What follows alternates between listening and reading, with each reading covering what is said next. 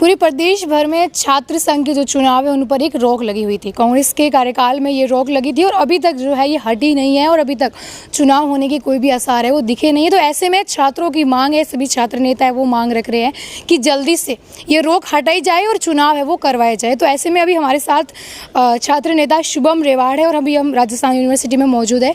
इनसे बातचीत करेंगे क्या मांगे हैं और कहाँ तक इन्होंने अपनी अर्जी है वो लगवाई है, किनसे इन्होंने बात करी है छात्र संघ चुनाव को लेकर के।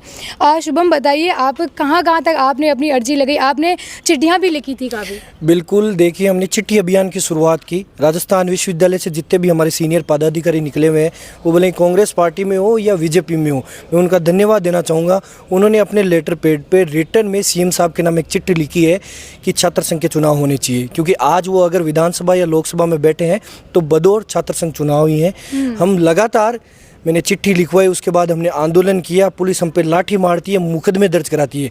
लेकिन इस बार हम विश्वविद्यालय प्रशासन से ये पूछना चाहेंगे कि आपको हर प्रायोरिटी पैसों को क्यों देनी है। लगातार पिछले साल भी चुनाव नहीं हुए, उसके बावजूद 255 रुपये जो इनको आम अमाउंट लगता है वो छात्र संघ के चुनाव के नाम पर प्रत्येक यहाँ पढ़ रहे स्टूडेंट से लिया गया है। जब इसको कैलकुलेट किया तो लाखों का फिगर जो कि नियमित रूप से छात्र संघ चुनाव होंगे उस नाम से विश्वविद्यालय ने स्टूडेंट से लिया। अब जब हम जवाब मांग रहे हैं तो इनके पास देने के लिए जवाब नहीं है। पुलिस की लाठियां ये बरसा रहे हैं, लेकिन अब सिर्फ जवाब से नहीं होगा। विश्वविद्यालय का चुनाव है जो 100% लिटरेसी रेट के साथ चुनाव होता है। लोकसभा चुनाव हो या विधानसभा के चुनाव हो, वहाँ पे 40% लिटरेसी रेट रहती है, लेकिन विश्वविद्यालय के चुनाव में प्रत्येक वोटर लिटरेट रहता है।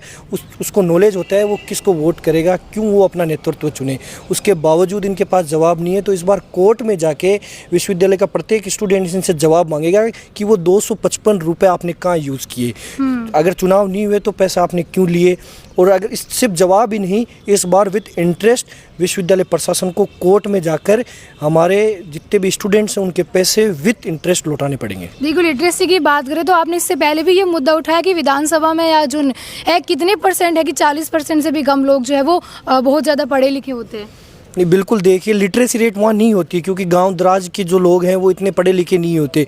तो उनको वो चीज़ जो नेता आते हैं वो अपने भाषण में बताते हैं कि हमने आपके लिए क्या किया है, आगे क्या करेंगे, अपने घोषणा पत्र वो आगे रखते हैं। लेकिन जो राजस्थान विश्वविद्यालय का चुनाव है, यहाँ एक प्रत्येक स्टूडेंट है उसको पता रहता है कि कौन से स्टूडेंट लीडर या कौन से संगठन ने हमारे लिए क्या काम किया है। वो खुद इतना जागरूक और इतना लिटरेट होता है कि अपना नेतृत्व है वो खुद चुन सकता है। देखिए, अगर अपन विधानसभा के सदन में भी बात करें तो बहुत सारे जो एमएलए हैं, विधायक हैं जो छात्र राजनीति से आ गए और पूर्व मुख्यमंत्री अशोक गहलोत खुद भी छात्र राजनीति से आ गए। राजेंद्र राठौड़, हनुमान बेनीवाल, आप हनुमान बेनीवाल से आपने मुलाकात भी करी थी।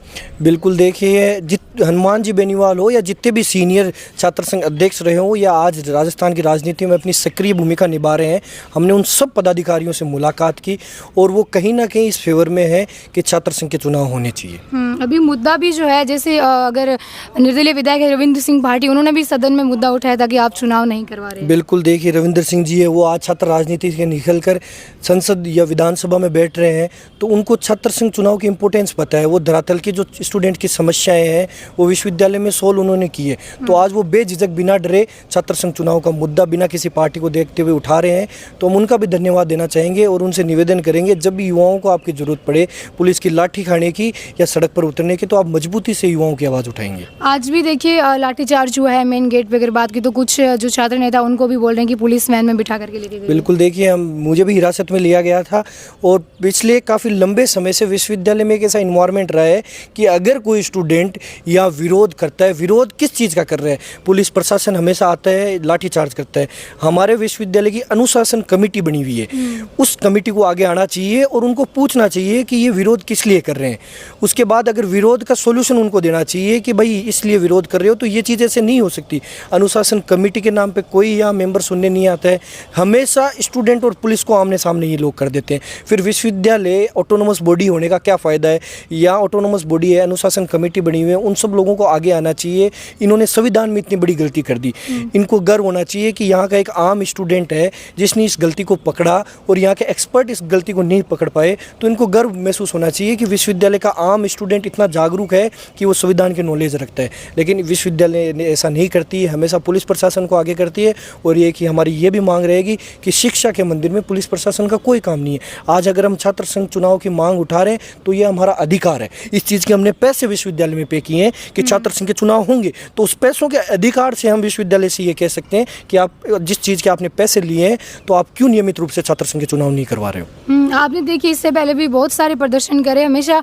आपने एक बात बताई है कि आप काफ़ी की शांतिपूर्वक तरीके से प्रदर्शन करो, अपनी आवाज़ के बलबूते बैठ करके शांतिपूर्वक तरीके से। इस बात से आप काफ़ी चर्चाओं में भी रहे हैं कि शुभम रेवाड़ है वो ऐसा कोई हा हला या हुड़दंग नहीं करवाते, शांतिपूर्वक बैठ के प्रदर्शन करते हैं। बिल्कुल, आप देख सकते हैं कि ये लोग खुद चाहते हैं कि ये उग्र आंदोलन करें। उग्र आंदोलन करने का मकसद ये रहता है कि ये चाहते हैं कि उग्र होगा, 10 मिनट बाद इनको पुलिस ले जाएगी, आंदोलन को ही ख़त्म करना चाहते हैं। मैं नहीं चाहता हूं कि उग्र हो, इनको जवाब देना होगा। हम विश्वविद्यालय प्रशासन को जलील करेंगे, राजस्थान सरकार को जलील करेंगे, लेकिन इनसे जवाब मांगेंगे।